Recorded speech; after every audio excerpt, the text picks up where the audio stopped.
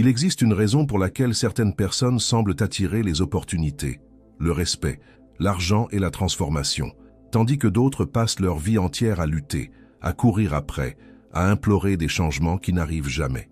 Et le plus troublant, c'est que presque personne ne perçoit la véritable raison de ce phénomène. Ce que vous allez entendre maintenant peut transformer complètement votre façon de voir votre vie, vos problèmes et même la réalité qui vous entoure. Car peut-être que l'univers n'a jamais ignoré vos demandes. Peut-être répond-il simplement à la personne que vous croyez être au plus profond de votre âme. Et lorsque vous comprendrez cela, lorsque vous découvrirez le mécanisme invisible qui gouverne vos expériences, quelque chose changera en vous pour toujours. Le miroir de votre vie n'aura plus jamais le même pouvoir sur vous. La plupart des gens vivent épuisés à lutter contre leur propre réalité. Chaque jour, ils se réveillent face aux mêmes problèmes, aux mêmes peurs, aux mêmes limitations, convaincus qu'ils doivent mener une bataille permanente pour tout changer. Ils essaient de gagner plus d'argent en travaillant jusqu'à l'épuisement. Ils tentent de sauver leurs relations en s'effaçant complètement. Ils essaient de paraître forts alors qu'au fond d'eux-mêmes, ils s'effondrent en silence. Et malgré tous leurs efforts, rien ne semble réellement changer. Comme si la vie leur renvoyait sans cesse le même scénario, avec seulement des personnages différents. Ce que peu de personnes réalisent, c'est qu'il existe un piège invisible derrière tout cela. Un piège psychologique si profond qu'il maintient des millions de personnes enfermées dans des cycles répétitifs pendant des décennies. Elles croient transformer leur vie, alors qu'en réalité, elles ne font que réagir à son reflet. C'est comme quelqu'un qui se tient devant un miroir et tente de nettoyer son image en frottant la vitre. Peu importe ses efforts, le reflet ne change jamais, parce que la source du problème ne se trouve pas dans le miroir, elle se trouve dans ce qui se tient devant lui. Carl Jung avait compris quelque chose qui, encore aujourd'hui, dérange beaucoup de monde. Le monde extérieur n'est pas simplement un ensemble aléatoire d'événements sans lien entre eux. Il existe une connexion silencieuse entre ce que vous portez en vous et ce qui se manifeste dans votre réalité. Vos pensées les plus profondes, vos croyances cachées, vos peurs secrètes et même les blessures que vous n'avez jamais avouées à personne façonnent peu à peu la manière dont vous vivez. Et cela explique peut-être pourquoi tant de personnes travaillent dur tout en continuant à vivre dans le manque. Non pas parce qu'elles sont incapables, non pas parce que le destin les déteste, mais parce qu'au fond d'elles-mêmes, elles portent une identité construite sur la souffrance, la peur et le sentiment de ne jamais être assez. Une personne qui croit inconsciemment être née pour lutter finit par créer des situations qui confirment cette croyance. Sans s'en rendre compte, elle choisit des chemins difficiles, accepte des miettes, tolère les humiliations et repousse les opportunités qui pourraient transformer sa vie. Le plus cruel, c'est que tout cela se produit dans le silence. L'inconscient ne vous parle pas avec des mots. Il vous parle à travers des schémas, à travers les choix que vous faites sans y penser, à travers les personnes que vous attirez, à travers les opportunités que vous ignorez.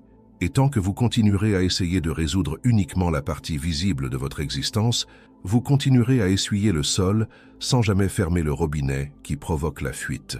C'est pourquoi tant de personnes vivent en guerre permanente contre la réalité. Elles se battent contre l'argent, contre le temps, contre leur corps, contre leur passé, contre leur propre histoire.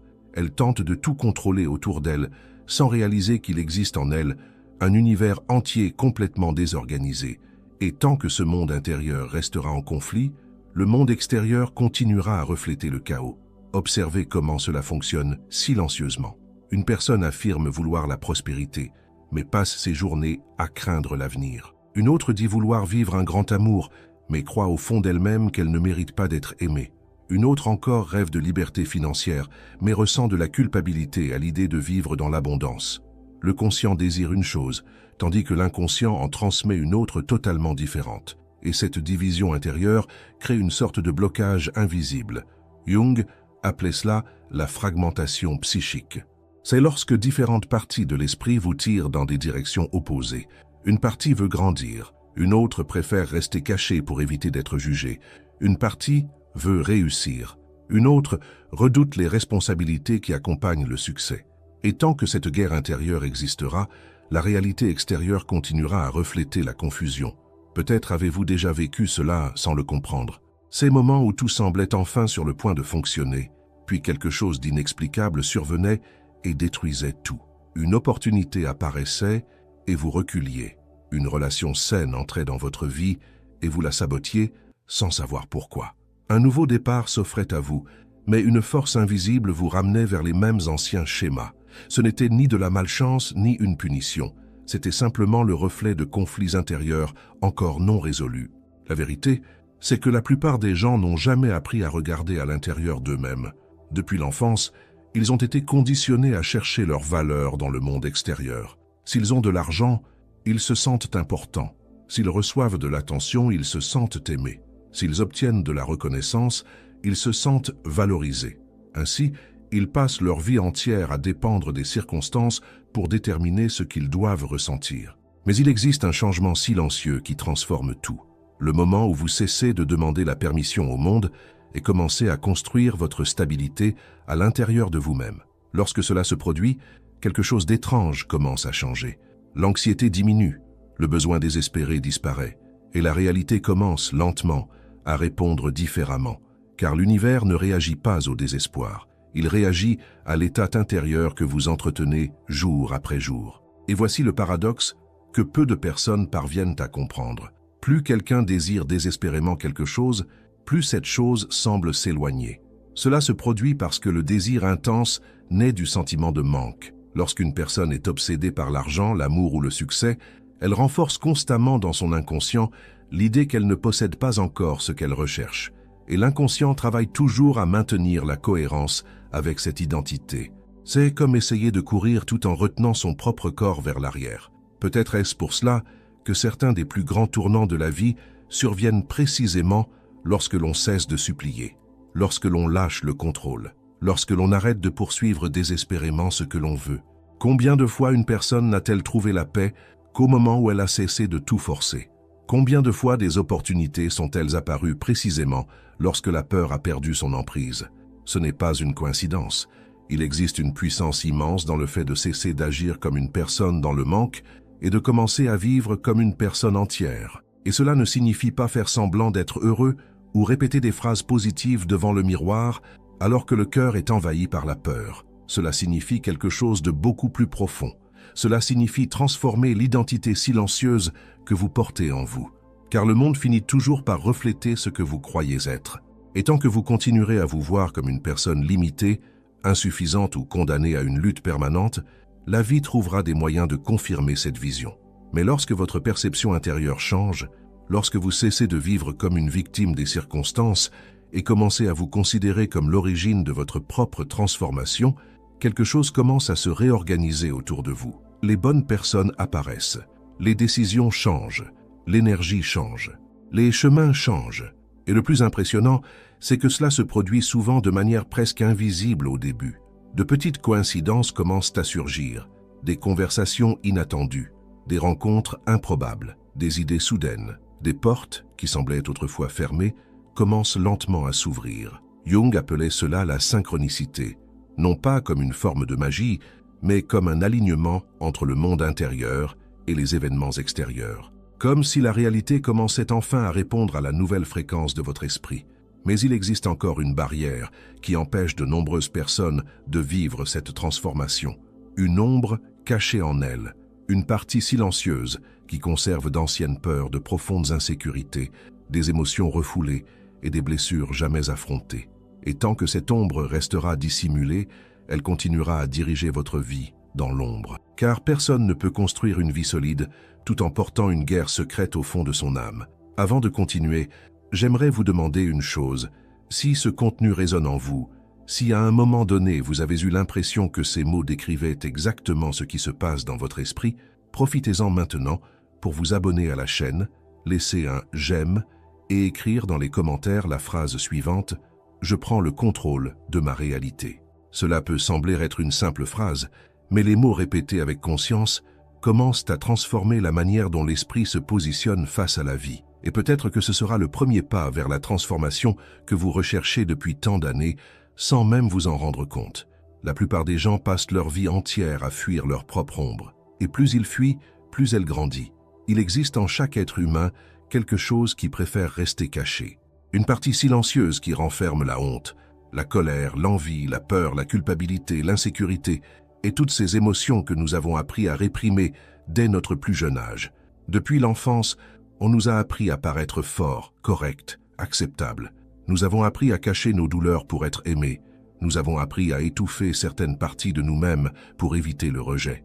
Mais le problème est que ce qui est refoulé ne disparaît jamais. Cela se cache simplement dans les profondeurs de l'esprit et continue à diriger notre vie sans demander notre permission.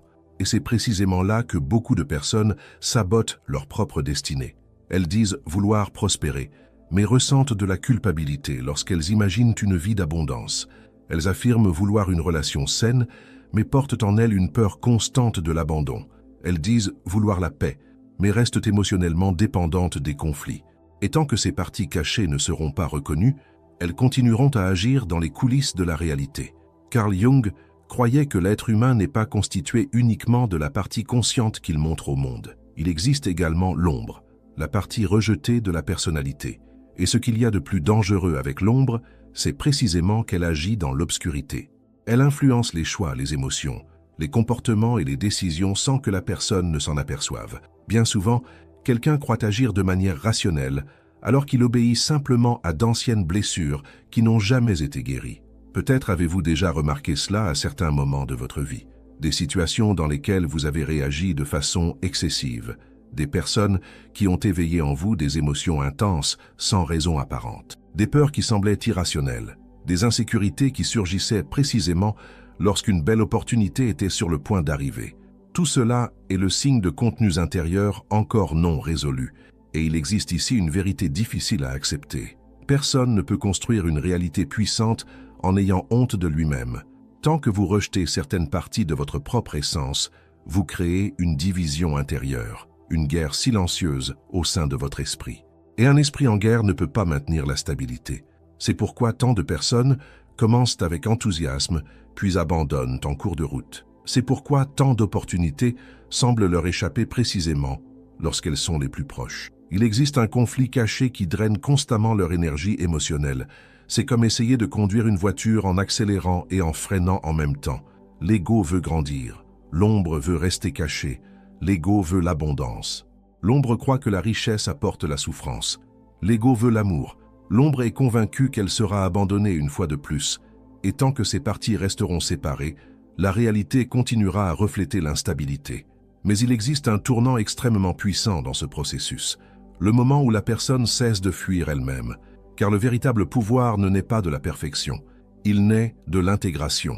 La transformation authentique commence lorsque vous regardez en vous-même et reconnaissez vos blessures sans haine. Lorsque vous acceptez qu'il existe de la peur en vous, de l'insécurité, du manque affectif, de la colère, et qu'au lieu de continuer à refouler tout cela, vous commencez enfin à apporter de la conscience à ces parties cachées. C'est exactement ce qui rend une personne psychologiquement forte. Les personnes fortes ne sont pas celles qui n'ont jamais ressenti la peur. Ce sont celles qui ont appris à regarder leur propre chaos sans être détruites par lui. Car lorsque vous éclairez ce qui était caché, l'ombre perd de sa puissance. Elle cesse de diriger votre vie en mode automatique. Et quelque chose de très intéressant commence alors à se produire. Votre énergie change. Vous cessez de vivre en essayant de prouver votre valeur au monde. Vous cessez de dépendre désespérément de l'approbation des autres. Vous cessez d'agir uniquement sous l'emprise de la peur du rejet. Et lorsque ce besoin constant disparaît, une sensation différente apparaît, une sorte de stabilité silencieuse. C'est peut-être cela que tant de personnes recherchent sans savoir le nommer. Elles croient vouloir l'argent, la reconnaissance ou le succès, mais au fond, ce qu'elles recherchent réellement, c'est un sentiment intérieur de plénitude. Le problème, c'est qu'elles essaient de le trouver à l'extérieur. Et l'extérieur ne pourra jamais combler totalement ce qui naît d'une déconnexion intérieure. C'est pour cette raison que tant de réussites perdent rapidement leur saveur. Une personne obtient enfin ce qu'elle désirait depuis des années, et quelques jours plus tard, elle ressent à nouveau le vide, car le problème n'a jamais été l'absence de cette réussite. Il résidait dans l'identité blessée qui cherchait à travers cette réussite une sensation de valeur qu'elle était incapable de produire intérieurement. C'est pourquoi certaines personnes possèdent tout et demeurent pourtant malheureuses, tandis que d'autres, même au milieu des difficultés, conservent une présence forte, stable et presque magnétique. Elles ont compris quelque chose d'essentiel. La réalité extérieure change lorsque la structure intérieure change d'abord. Et c'est peut-être l'une des lois psychologiques les plus puissantes qui existent. Observez comment certaines personnes entrent dans une pièce et semblent porter une présence différente. non parce qu'elles sont plus belles ou plus riches. Il y a en elles quelque chose d'invisible, une forme de solidité intérieure. Elles ne mendient pas l'attention, elles ne forcent pas la reconnaissance, elles ne cherchent pas à convaincre les autres de leur valeur. Et c'est précisément pour cette raison qu'elles attirent naturellement le respect, les opportunités et les connexions. Le monde réagit différemment à ceux qui ne vivent pas dans une quête désespérée de validation. Cela se produit parce que le besoin excessif crée une tension psychologique, et la tension repousse, tandis que la certitude intérieure crée de la stabilité, et la stabilité attire. Peut-être commencez-vous maintenant à comprendre pourquoi, tant de fois, la vie semblait résister à vos efforts. Il ne s'agissait pas seulement de travailler davantage, de désirer davantage ou de lutter davantage. Peut-être qu'une partie de vous restait encore prisonnière d'anciennes croyances de manque, de peur ou d'indignité. Et tant que ces croyances continuaient à gouverner silencieusement votre perception, la réalité continuait à reproduire les mêmes schémas. Mais quelque chose de plus profond encore est à l'œuvre dans ce processus. L'univers répond beaucoup plus à ce que vous ressentez qu'à ce que vous dites. Quelqu'un peut répéter 1000 fois qu'il croit en la prospérité, mais si au fond de lui, il ressent constamment la peur, l'anxiété et le sentiment de manque, c'est cette vibration émotionnelle qui façonnera ses expériences. Car l'inconscient n'interprète pas les mots de la même manière que l'esprit rationnel. Il répond à l'état émotionnel dominant. C'est pourquoi deux personnes peuvent prononcer exactement la même affirmation et obtenir des résultats complètement différents. L'une parle en essayant de se convaincre, l'autre parle parce qu'elle ressent déjà intérieurement cette vérité. Et cette différence change tout. Lorsqu'une personne vit dans un état permanent de manque, elle transmet à son propre esprit l'idée qu'elle est encore incomplète. Cela crée une résistance émotionnelle. La vie devient lourde, tout paraît difficile, les opportunités ne circulent plus, les relations s'usent, le corps lui-même finit par souffrir émotionnellement. Mais lorsque cette personne commence à construire de la stabilité en elle-même, quelque chose change silencieusement. Elle cesse de courir après la vie comme quelqu'un qui tente désespérément de survivre et elle commence à avancer comme quelqu'un qui a enfin compris sa propre valeur. C'est alors que la réalité commence lentement à répondre. Les coïncidences se multiplient, les bonnes connexions apparaissent. Certaines portes s'ouvrent presque sans effort, non pas parce que l'univers a décidé de favoriser quelqu'un au hasard, mais parce que cette personne a cessé de transmettre du chaos intérieur. Jung appelait cela la synchronicité, cette mystérieuse connexion entre les états intérieurs et les événements extérieurs. Ces moments où il semble exister une intelligence invisible organisant des rencontres, des opportunités et des situations presque impossibles à expliquer rationnellement. Peut-être avez-vous déjà vécu cela. Penser intensément à quelqu'un et voir cette personne apparaître de façon inattendue. Recevoir exactement l'information dont vous aviez besoin au moment précis où vous en aviez besoin. Rencontrer une opportunité au moment même où vous avez décidé de changer intérieurement. Comme si la vie commençait à répondre différemment lorsque votre esprit entrait enfin en alignement. Et peut-être que le plus fascinant est de constater que ces signes deviennent plus fréquents lorsque vous cessez de vivre dans un état de peur permanente. Car la peur ferme la perception, alors que la confiance ouvre les chemins. Le problème, c'est que de nombreuses personnes ont été entraînées pendant des années à vivre émotionnellement dans un état de survie, toujours à attendre le pire, toujours à anticiper les pertes, toujours à se méfier du bonheur. Et quelqu'un qui vit ainsi finit par développer une relation de tension permanente avec sa propre réalité. Le corps s'épuise, l'esprit se surcharge, l'âme perd sa légèreté, et peu à peu, la personne cesse de vivre. Elle ne fait plus que réagir, mais il existe un moment où tout peut commencer à changer. Le moment où vous décidez de ne plus nourrir votre ancienne identité. Le moment où vous cessez de renforcer chaque jour l'image de la personne limitée que vous croyiez être. Car toute transformation commence d'abord par la manière dont vous vous percevez. Et tant que vous continuerez à vous définir à travers les blessures du passé, vous continuerez à transporter ces blessures dans votre avenir. Il existe une immense différence entre se souvenir du passé et vivre prisonnier de celui-ci. Beaucoup de personnes croient simplement se remémorer d'anciennes expériences, alors qu'en réalité, elles continuent à habiter émotionnellement les mêmes lieux de souffrance chaque jour. Elles se réveillent en pensant aux déceptions qu'elles ont subies, aux opportunités qu'elles ont perdues, aux humiliations qu'elles ont vécues, aux échecs qu'elles gardent cachés dans leur mémoire. Et sans s'en rendre compte, elles alimentent constamment l'identité de la personne blessée qu'elles sont devenues. Le problème, c'est que l'esprit humain ne distingue pas complètement ce qui se produit maintenant de ce qui est revécu émotionnellement avec intensité. Lorsqu'une personne revit chaque jour des sentiments de peur, d'abandon, d'échec ou de manque, le corps réagit comme si tout cela se produisait encore dans le présent. Et peu à peu, cette ancienne douleur cesse d'être un simple souvenir. Elle devient une lentille à travers laquelle la personne interprète toute sa réalité. C'est pourquoi certaines personnes entrent dans de nouvelles relations en s'attendant déjà à être trahies. D'autres commencent des projets en croyant secrètement qu'elles vont échouer. D'autres encore reçoivent des opportunités et pensent immédiatement qu'elles ne seront pas capables de les conserver. Elles ne réagissent pas au présent, elles réagissent aux empreintes émotionnelles qu'elles portent dans leur propre esprit. Et c'est peut-être l'une des prisons les plus silencieuses de l'existence humaine, car lorsqu'une personne passe trop de temps à s'identifier à sa propre douleur, elle finit par construire toute une personnalité autour de celle-ci. La tristesse devient une identité, la lutte devient une identité, la souffrance devient une identité. Et alors même lorsque la vie tente de lui offrir de nouveaux chemins, elle rejette inconsciemment tout ce qui menace de détruire la version limitée qu'elle a créée d'elle-même. Carl Jung croyait que ce qui n'est pas rendu conscient revient sous la forme du destin. Cela signifie que les schémas émotionnels ignorés continuent à se répéter jusqu'à ce qu'ils soient reconnus. Peu importe le nombre de fois qu'une personne change de ville, de relation, d'emploi ou d'environnement. Tant que sa structure intérieure demeure la même, la réalité trouvera toujours de nouvelles façons de reproduire les mêmes conflits.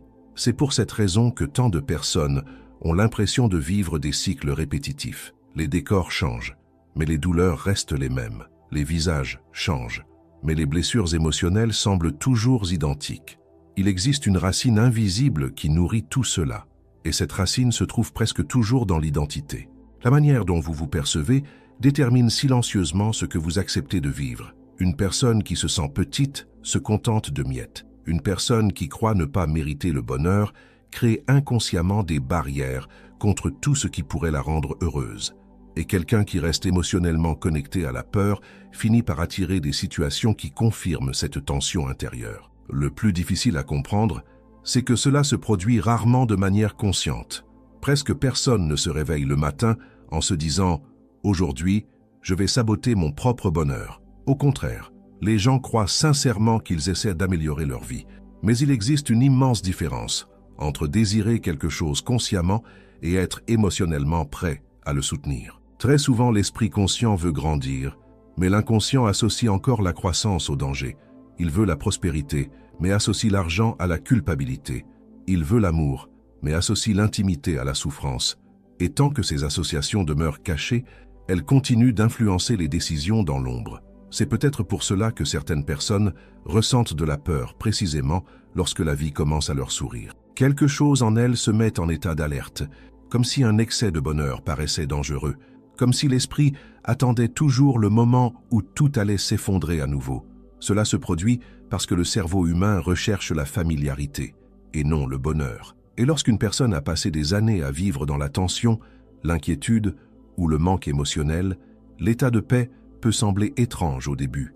Le silence fait peur, la tranquillité paraît suspecte. L'abondance crée de l'inconfort, non pas parce que la personne souhaite souffrir, mais parce que la souffrance lui est devenue émotionnellement familière. C'est pourquoi changer exige bien plus que des pensées positives. Cela exige une reconstruction intérieure. Cela exige le courage d'abandonner les anciennes versions de soi-même, le courage de laisser mourir les identités construites à travers la douleur. Car il existe une partie de l'esprit qui préfère demeurer dans une souffrance familière plutôt que d'affronter l'incertitude de la transformation. Et c'est précisément à cet endroit que beaucoup abandonnent. Elles commencent le processus de changement, mais lorsqu'elles comprennent qu'elles devront renoncer à leurs anciens récits émotionnels, elles reculent. Car pendant longtemps, elles se sont définies à travers leurs difficultés, et sans ces souffrances, elles ne savent plus qui elles sont. Mais il existe quelque chose de profondément libérateur lorsque quelqu'un comprend enfin cela. Vous n'êtes pas vos blessures, vous n'êtes pas vos échecs passés, vous n'êtes pas les erreurs que vous avez commises, vous n'êtes pas le rejet que vous avez subi, vous n'êtes pas le manque que vous avez connu. Tout cela n'a été que des expériences, pas des identités permanentes, et lorsque cette compréhension commence réellement à pénétrer l'esprit, une transformation silencieuse se produit. La personne cesse de se voir comme quelqu'un de brisé qui essaie d'être réparé. Elle commence à réaliser qu'il existe en elle une force qui a toujours été présente, simplement étouffée pendant des années par la peur, la culpabilité et le conditionnement émotionnel. Cette force apparaît lorsque vous cessez de lutter contre vous-même, lorsque vous arrêtez de nourrir chaque jour des pensées d'autodestruction, lorsque vous abandonnez le besoin constant de prouver votre valeur à des personnes qui ne reconnaîtront peut-être jamais qui vous êtes réellement, lorsque vous cessez de porter des culpabilités qui n'appartiennent plus au présent. Il existe une profonde fatigue dans le fait de passer sa vie à essayer de survivre émotionnellement. Et c'est peut-être exactement cette fatigue que ressentent tant de personnes aujourd'hui. Pas seulement une fatigue physique, mais une fatigue psychologique, spirituelle, un épuisement silencieux causé par des années passées dans l'alerte, la tension et le manque affectif. Elles sourient à l'extérieur, mais intérieurement, elles sont épuisées. Épuisées de trop penser, épuisées de s'inquiéter en permanence, épuisées de vouloir tout contrôler, épuisées de porter des peurs qui ne prennent jamais fin, et peu à peu, elles perdent le contact avec elles-mêmes. Mais il arrive un moment où l'esprit comprend enfin que continuer à vivre ainsi coûte trop cher. Un moment où la personne réalise qu'elle ne peut pas construire une vie légère tout en transportant intérieurement des tonnes de peur accumulées. Alors quelque chose commence à changer. Elle ralentit. Elle commence à observer davantage ses propres pensées. Elle remarque des schémas émotionnels qu'elle ignorait auparavant. Elle commence à voir comment certaines douleurs dirigeaient ses choix sans qu'elle s'en aperçoive. Et cette prise de conscience change tout. Car ce qui est vu perd une partie du pouvoir caché qu'il exerçait. L'ombre ne domine que tant qu'elle demeure inconsciente. Lorsque vous commencez à voir vos propres mécanismes émotionnels, vous cessez d'être entièrement contrôlé par eux. Et peu à peu, apparaît une nouvelle possibilité. Celle de choisir consciemment la personne que vous souhaitez devenir, peut-être pour la première fois de votre vie. Et cela transforme complètement votre relation avec la réalité. Car à partir de ce moment-là, vous cessez d'agir uniquement sous l'impulsion des émotions. Vous arrêtez de réagir automatiquement aux circonstances extérieures. La peur peut encore apparaître, mais elle ne contrôle plus toutes vos décisions. L'insécurité peut encore exister, mais elle ne paralyse plus complètement vos mouvements. Vous commencez à construire une stabilité intérieure, et la stabilité intérieure change la manière dont le monde vous répond. Les personnes émotionnellement stables n'ont pas besoin de mendier la reconnaissance. Elles n'ont pas besoin de courir désespérément après la validation. Elles n'ont pas besoin de prouver constamment leur valeur. Il existe en elles une sorte de présence silencieuse qui transforme leur façon de marcher, de parler, de choisir et de vivre. Et cela crée un effet presque magnétique, car le monde perçoit lorsqu'une personne a enfin cessé de vivre comme la victime de ses propres blessures. La réalité commence alors à répondre différemment. Non pas nécessairement à travers des miracles instantanés, mais à travers des changements subtils qui s'accumulent avec le temps. De nouvelles décisions créent de nouveaux chemins. De nouvelles perceptions génèrent de nouvelles attitudes. Et de nouvelles attitudes produisent des conséquences totalement différentes. La vie commence lentement à sortir du pilote automatique. Et peut-être que le plus important de tout est de comprendre que la véritable transformation ne se produit pas lorsque le monde change d'abord. Elle se produit lorsque vous n'avez plus besoin que le monde change pour ressentir votre propre valeur. C'est à cet instant que la liberté commence, car tant qu'une personne dépend entièrement des circonstances extérieures pour se sentir en paix, elle restera émotionnellement esclave de tout ce qui l'entoure, esclave de l'opinion des autres, esclave de l'argent, esclave de l'approbation, esclave de la peur de perdre. Mais lorsque la stabilité naît à l'intérieur, quelque chose de puissant se produit. Le monde cesse d'être une menace permanente, et il devient simplement le reflet temporaire d'états intérieurs qui peuvent être transformés. C'est peut-être cela que tant de personnes recherchent depuis des années sans parvenir à l'expliquer. Pas seulement le succès, pas seulement l'argent, pas seulement la reconnaissance, mais ce sentiment profond d'être enfin en paix avec elle-même. Car au fond, aucune réussite extérieure ne peut remplacer l'absence de connexion intérieure, et aucune abondance matérielle ne peut combler totalement un esprit dominé par la peur. Le véritable changement commence lorsque vous décidez de ne plus nourrir l'identité de la personne limitée que vous croyiez être, lorsque vous comprenez que les anciennes pensées n'ont pas besoin de définir votre avenir, lorsque vous réalisez que le passé a peut-être influencé votre histoire, mais qu'il n'a pas besoin de continuer à diriger votre destinée. Et alors, peu à peu, la réalité commence à accompagner la transformation qui s'est d'abord produite à l'intérieur de vous. À la prochaine vidéo.